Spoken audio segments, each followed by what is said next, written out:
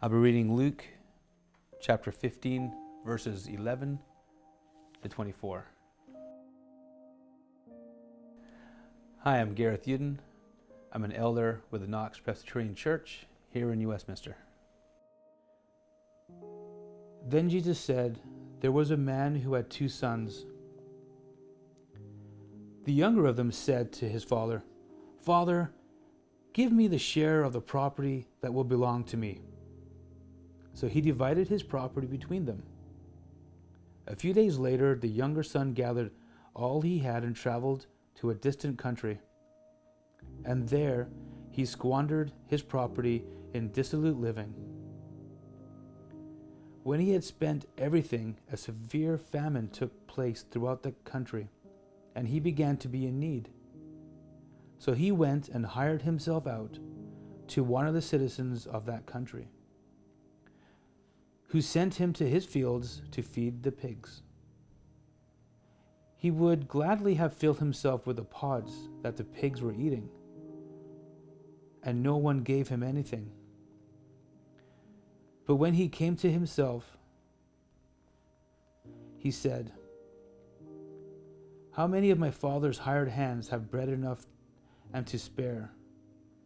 But here I am dying of hunger. I will get up and go to my father, and I will say to him, Father, I have sinned against heaven and before you.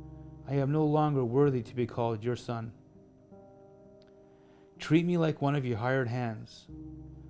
So he set off and went to his father. But while he was still far off, his father saw him and was filled with compassion. He ran and put his arms around him and kissed him. Then the son said to him, 'Father, I have sinned against heaven and before you. I am no longer worthy to be called your son.' But the father said to his slaves, 'Quickly, bring out a robe, the best one, and put it on him. Put a ring on his fingers and sandals on his feet. And get the fatted calf and kill it.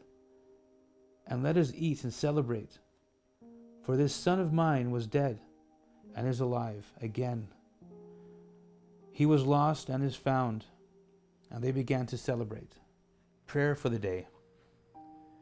God of grace, you run out to meet us in love when we anticipate having to beg for your mercy. You see our uniqueness and know our value as your children.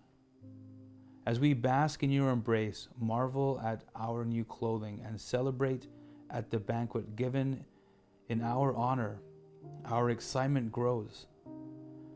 Knowing the joy of such grace, we look to live in ways that cause your mercy and goodness to explode and overflow in every corner of our homes, community, and world.